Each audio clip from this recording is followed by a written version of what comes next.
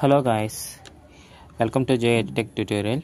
ఇన్ని రోజులు మనం ప్రీవియస్ క్లాసెస్ చెప్పుకున్నట్టుగా పార్లమెంట్ అనేది కొన్ని వాటి మీద చట్టాలు చేస్తుంది, అలాగే స్టేట్ లెజిస్లేచర్ అంటే అసెంబ్లీ అనే కొన్ని వాటి మీద చట్టాలు చేస్తుందండి. అసలు వేటి మీద చట్టాలు చేస్తుంది అంటే బోత్ యూనియన్ స్టేట్ గవర్నమెంట్ వేటి మీద చట్టాలు చేస్తుంది. ఫర్ సపోజ్ యూనియన్ గవర్నమెంట్ చూసుకున్నట్టయితే ఆల్మోస్ట్ 98 సబ్జెక్ట్స్ మీద చట్టాలు చేస్తుంది. దాంట్లో ఇంపార్టెంట్ ఏంట్రా అంటే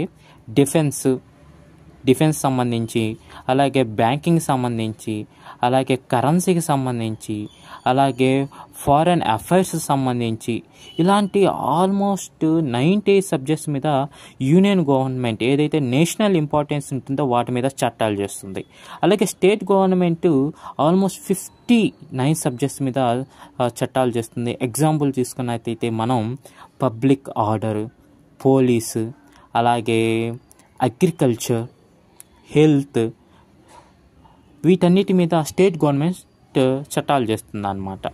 అయితే ఇంకోటి కూడా ఉంటుంది, అది కాన్కరెంట్ లిస్ట్. ఈ కాన్కరెంట్ లిస్ట్ అనేది బోత్ యూనియన్ గవర్నమెంట్ అంటే సెంట్రల్ గవర్నమెంట్, అలాగే స్టేట్ గవర్నమెంట్ రెండు గవర్నమెంట్ చట్టాలు చేయొచ్చు. ఎగ్జాంపుల్ ఎడ్యుకేషన్, అలాగే ఫారెస్ట్.